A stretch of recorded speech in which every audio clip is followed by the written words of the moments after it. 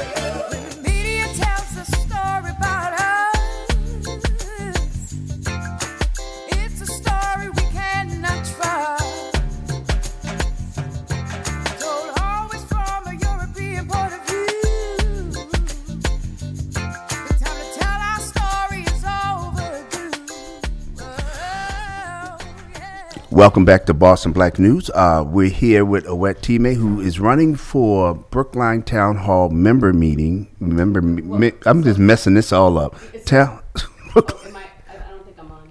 Okay. Well, you got me laughing. I'm sorry.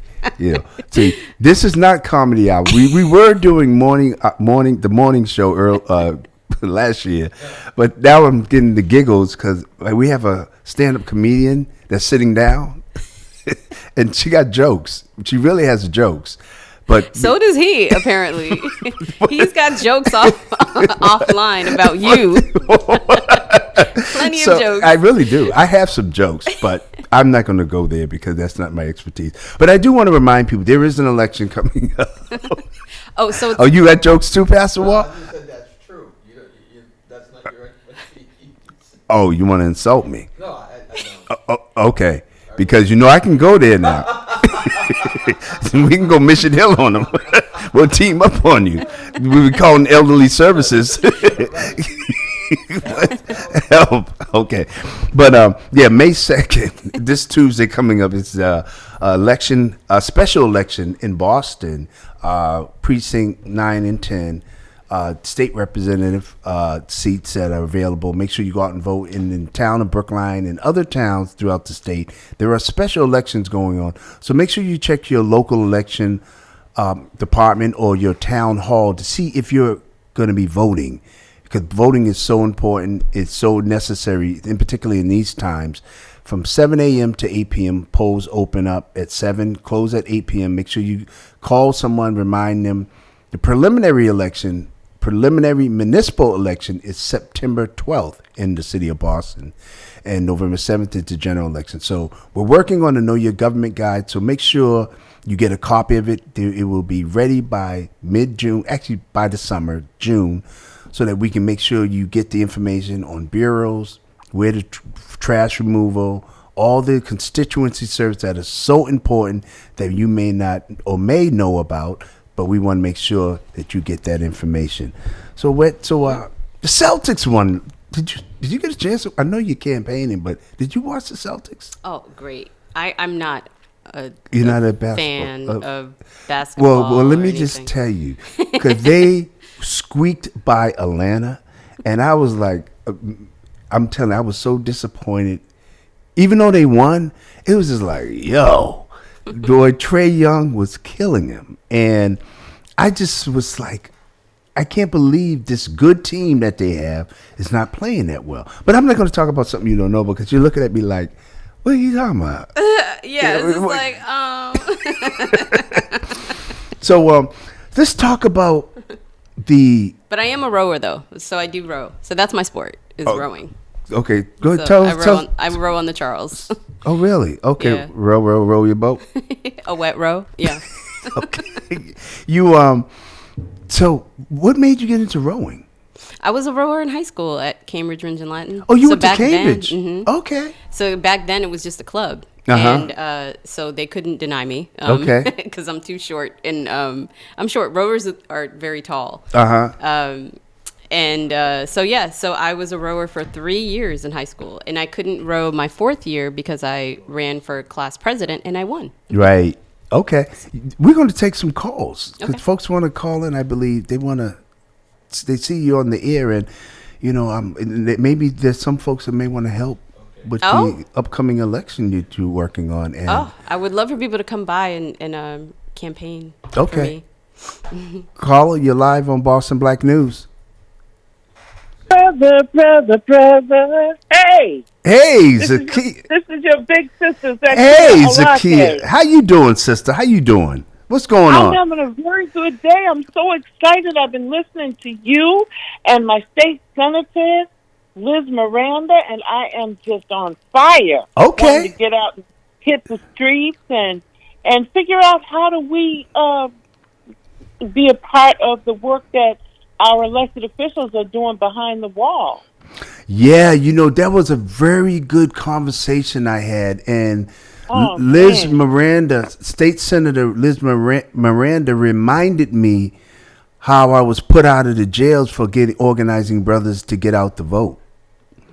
That put tears in my eyes. Yeah, when I heard man, that. yeah. You never talk about it, so it must be very painful. It's very still. painful. It was That's very what I painful. thought, brother. That's what I thought. Right, because I actually didn't know who to turn to. When they put you out of jail, I was visiting the brothers in Norfolk, Walpole, various prisons, and I forgot which one. I think it was Norfolk. They told me I'm no longer able to come up here because I was getting organizing brothers. It was really bad. This was like 25 years ago. Yeah, and I never went back. Ever You were since. making a Wow. difference. Yeah, it was making a difference because what was happening, we were organizing brothers to organize them people outside of prison, like their families. And for some reason, I guess it was effective. You But created a wave. Yeah, and I got Powerful weighed wave. right out. Yeah, weighed right out of there. But anyway, I'm going to be working with her because I'm so excited to hear that the work that she's doing.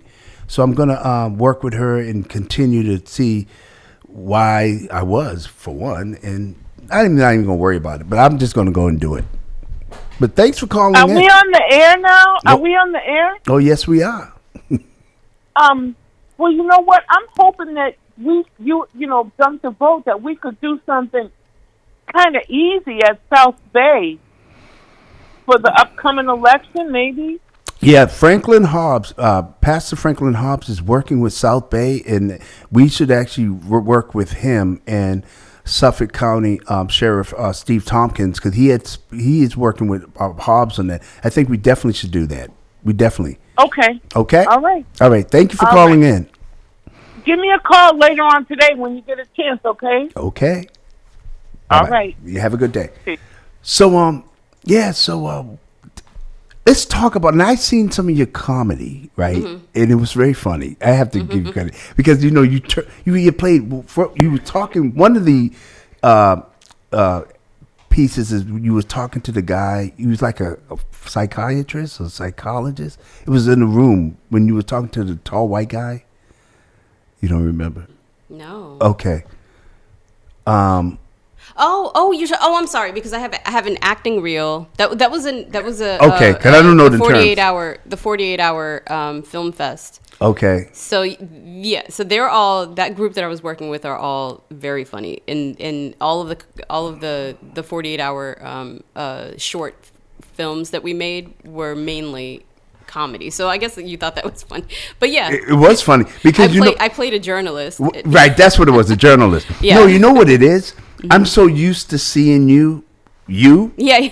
and then when I seen you in these different roles, I was like, wow. Because then the milk and the cow, I was like, what the heck? The veterinarian? Yeah. That was funny. I just thought it was funny because I'm used to seeing, when you see somebody in these different roles, Yeah. and then when you was telling someone to go to wherever you told them to go to, I was like, whoa. I said, but that's really good. That's how a police commissioner talks to their officers. Right. But when I thought about it, because now that you're running, because that's acting. Yes. When you're going and meeting with people, because even in Community Organizing 101, right? Yeah. That's acting. That's acting because there's certain ways you have to act in order to reach people. So That is a skill set that you can use. A lot of elected officials, they act. A lot of them don't act like they act or act differently from what they are. If that makes any sense. Yes. So that's a skill It's a set. new language. Yeah, it's a skill set as far as community organizing. I took a training on community organizing, and a part of it was acting. Part of the training was to learn how to act. I didn't know that. Yeah. That's amazing. Yes, it's true. So I guess because at first I was like, why am I doing this? I don't have any previous, political experience. But now you're saying you do. These are actually, my, comedy and acting skills are actually useful. Right. I mean, even like a politician, when you get up in front of folks and you're speaking, you're acting. Mm-hmm. You're not acting like you're performing. You're performing. Yeah. That's even better. Yeah. That's a better terminology. Yeah, and you're reading the room. So my stand-up comedy skills, definitely help me read a room, read a person's, body language, things like that, knowing what to say, not to say. Right. So you're not being fake. You're right. You're just playing to your audience. There you go. So you'll say certain things to certain people and not say certain things to other people. Exactly. So yeah. What has been your most, I would say, something that stands out most as far as your experience running these last couple of weeks? Like, what it's like a highlight, aside from calling me. At 4 a.m. Call me 4 a.m. I said, Lord, this woman is... First off, I'm going to call you at the very beginning from now on. Okay. Because you shifted my understanding of the whole thing. Uh-huh. And you shifted, and I realized I wish I called him sooner because I would have done XYZ a lot sooner. So now I'm playing catch up sort of thing, or I'm changing things around in order to be more effective. Right. And how to reach people a lot more effectively. Right. So in the future, after this is all I've learned so much, and I feel like this is just one thing is just like it fell on my lap, but I didn't want it. It was like a specific opportunity that fell on my lap, and it's like once in a lifetime type thing. Right. So when things like that fall on my lap, I as much as I'm kicking and screaming, saying no, I don't know what this is about, and I'm not sure if I can handle it. I was like, you got to make a decision and just go for it. So I did. Right. And I was like, and the first thing was getting signatures to put myself on the ballot to be voted on. Mm-hmm. So if I didn't get that done in time, the opportunity would have gone away. So I was at the 11th hour, I was knocking on doors, for people in my precinct. Right. Because people in your precinct are the only ones that can, and they're all registered voters.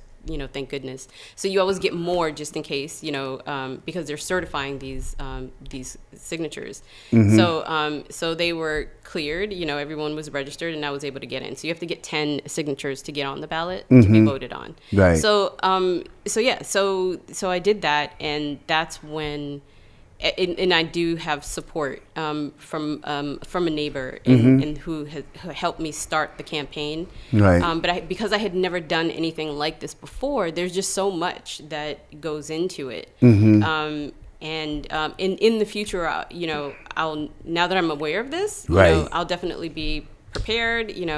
So it's a learning experience. So it's definitely a learning experience, and I'm doing very well because I was endorsed by 4 different committees. Mm-hmm. PACS, Brookline PACS committee, the Brookline for Everyone, Brookline by Design, and the bike. Don't say that word. Brookline. Don't say bike. Don't say bike around me. You don't like bikes? No. Why? What happened? Oh, okay. Bike lanes. Bike lanes. Yeah. Yes. He has yes. a bike. He has an electric bike. He wears his helmet. Those bikes. I like him too. I like to look at him, but I don't like them like cutting me off and running red lights. Yeah, I do, just like you said before, I do miss the days when we could ride bikes right, on the sidewalk. Because honestly, that is the safest place for a biker to ride in Boston. Right. Boston drivers are not safe. Like they're like you said, you almost hit one. Can I ask a question? I don't want to interrupt the interview. Please. You can't ride your bike on the sidewalk? See, this is the problem. Folks still ride their bikes. You ride yours on the sidewalk? I tell people, get out my way! Get out my way! No, I had a trigger the other night. I was driving down South Huntington Avenue. Okay. They're making bike lanes. Yes. Have you seen it? Yes. And the guy was just like taking his time, and I was like, get out of the way. They put in the lines in, so now it's one lane. Thank God that that the trolleys stop at VA hospital. Yeah. Because that's dangerous. Right. They have a bike lane with the trolley.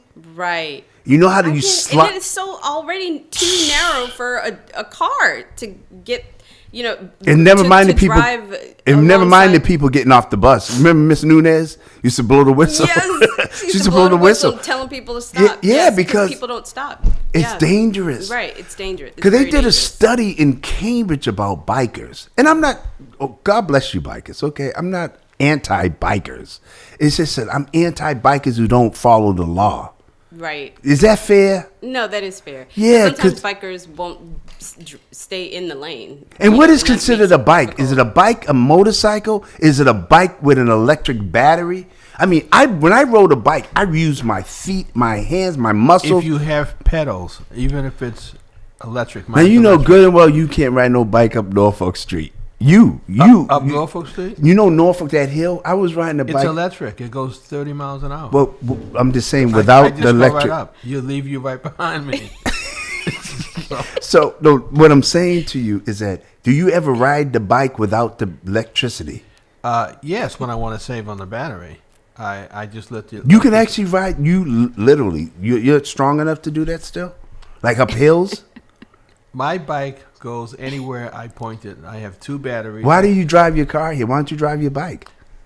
Because when I'm on American Legion Highway in the bike lane, all the people who live in the apartment buildings across the street park their cars. In the, See, they that's park the their other cars problem. in that lane. See, and if I'm not watching, if a person's not watching and it electric bike 30 miles an hour, you're gonna hit the car and you're going over it. So Well, what about the cars? See, they make the bike. They have the sidewalk, you have the bike lane, and then you have cars parked in the middle of the street. Right. That's on dangerous. So what about if Columbus. someone opened the door when you're riding the bike? Right. you go for the ride. You go for the ride. Okay, let me stop before we start getting complaints. I thought we were talking about. Well, I Well, don't- Bike Brookline. Bike Brookline is endorsed endorsed me. Brookline. No, I'm not moving to Brookline. Your mic's off. They don't like me over there. Yeah. Yeah. Sorry about that. That's all right. I'm all right. Yeah. It's It's fine. still a trigger, but. So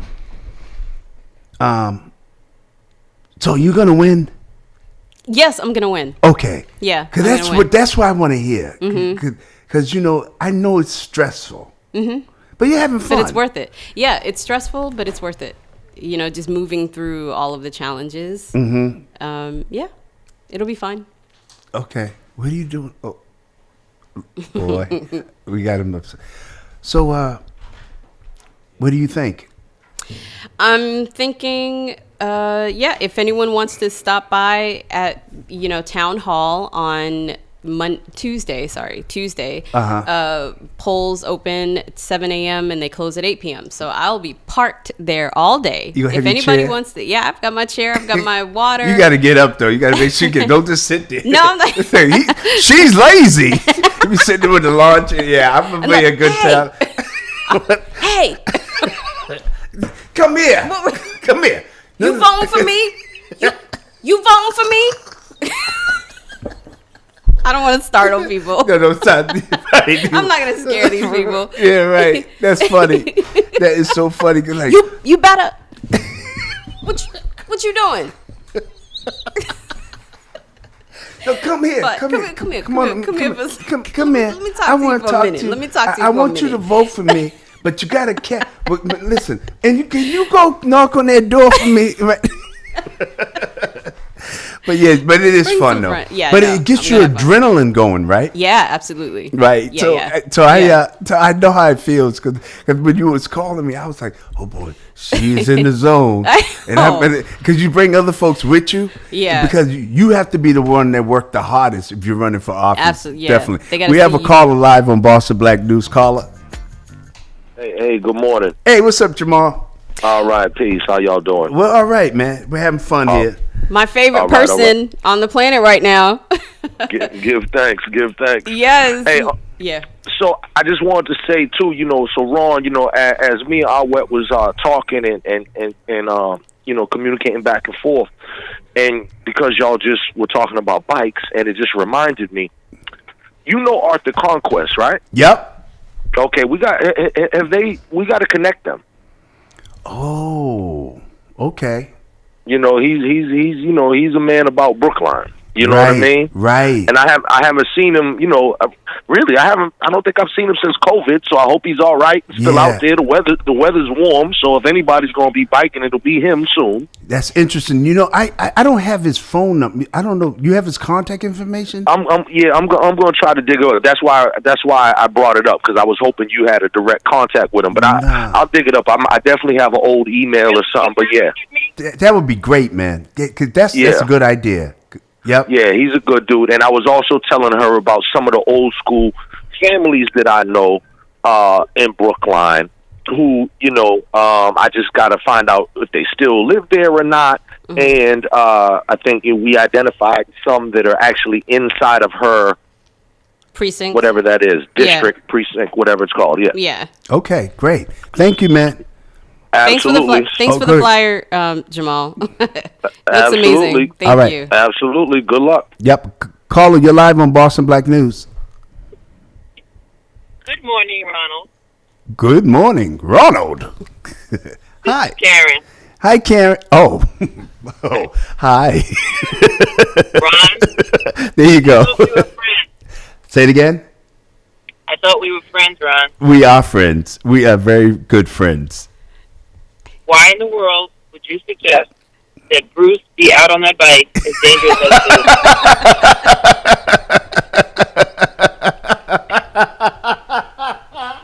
I'm really disappointed in you, Ron. I'm sorry.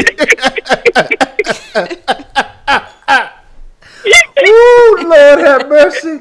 Okay, we have a stand-up comedy. We have a stand-up comedian, and that made me laugh.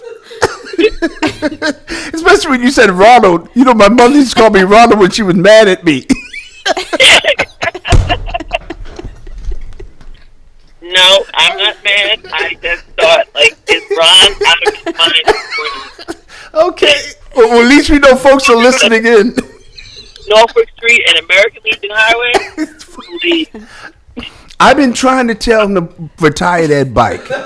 I've been tired of that bike. I'm tired of looking at that bike with that helmet. Ron, you know what? It's okay. But he added a motor. He's going to turn this back one day, and it's going to come home, and it's going to be gone, and I'm going to say it was stolen. All right. Well, I know where I can go pawn it.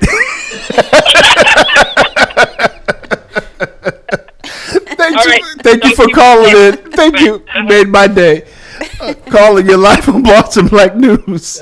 That's it. Oh, Lord help me. I needed that laugh. But anyway, at 11 o'clock today, UMass Boston, they're naming the residence halls after Dr. Keith Motley and Angela, his wife. So I think that's I'm going to be shooting down there. It's very important. Keith has been a mentor. He's been really good for our community. He's a former chancellor of UMass Boston, and he's definitely a hero. So, so I'm going to wish you well on Tuesday. Thank you so much. I can't wait to have a town hall member meeting, town hall member in Brookline. Yeah. That's really good, So it's town meeting member. Meeting member. Yep, town meeting. I keep saying town hall meeting member. Yeah. I don't think the meetings take place there, but they don't. I don't. Oh wait, they. I would say they do. Yes, they do. Because I know when I lived in at the it's at the auditorium at Brookline High School auditorium is where the meetings are taking place. But it's in Brookline. Mm-hmm. Oh, okay. But it's in Brookline. Okay, yeah. So town meeting. Oh, I see what you mean, because I was saying town hall. Yeah, exactly. Okay. Right. You can That's see where I we d- vote, though. So we will be at town hall on Tuesday. Okay. Yeah. And Dukakis is a member, right? Is he? Dukakis lives there. He lives there. He lives there, and I just randomly Former saw- Governor Dukakis. Former knows Governor it. Dukakis, and Dukakis was the one who approved the grants, I guess, for the summer Right. Tobin Gym programs. Yeah, where Right. you know me from. Yeah. Right. Wow, that's interesting. Have you talked to him? I talked to him and I told him, I was like, hey, I was one of those peer leaders Wow. that, and you gave us an award for all of the good work that we were doing, because every Tuesday we met and organized different trips and stuff for for kids that lived in Mission Hill projects. Right. Do you remember that? Like every Tuesday we had Oh, yeah. a brainstorm. Oh, yeah. Yeah. So we had enough money to take them to New York. Do you remember that trip to New York? We went camping in Cape Cod, and even went to a drive-in movie theater at the Cape. That night it was so much fun. Right. And then of course the 1 week to New Hampshire, the tennis camp. Mm-hmm. That was an experience. Right.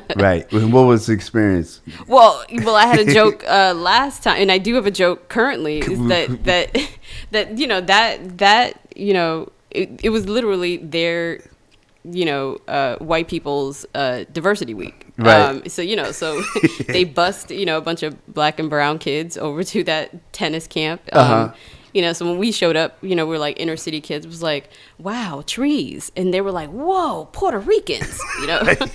They, and it was like, wow, cabins, and they were like, whoa, black people. Right. So they, for them, it was like, it was literally their diversity week. So I mean, this isn't stuff that was said out loud, of course, but that's exactly the energy that I felt when I was there. Right. It's interesting because even like this morning, State Senator Liz Miranda was here, and I didn't know you both knew each other from your right date, and y'all made the connection of Africa.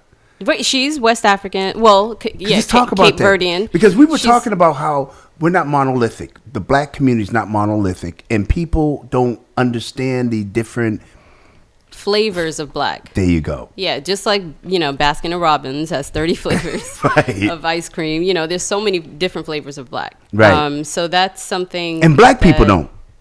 Say that again. And black people don't recognize or acknowledge the different flavors of black. Yes. And we start to dive down into that conversation, the intergenerational cultural disconnect. Yes. We need to work on that. We do need to work on that. And I think even this morning, you coming on, Liz coming on, I'm being here, the biker over there, So, Yes. No, seriously. No, yeah. I think that's very important for folks to see that. Right. And we're talking the same language, although we speak different dialects, Yes. but we're saying the same thing.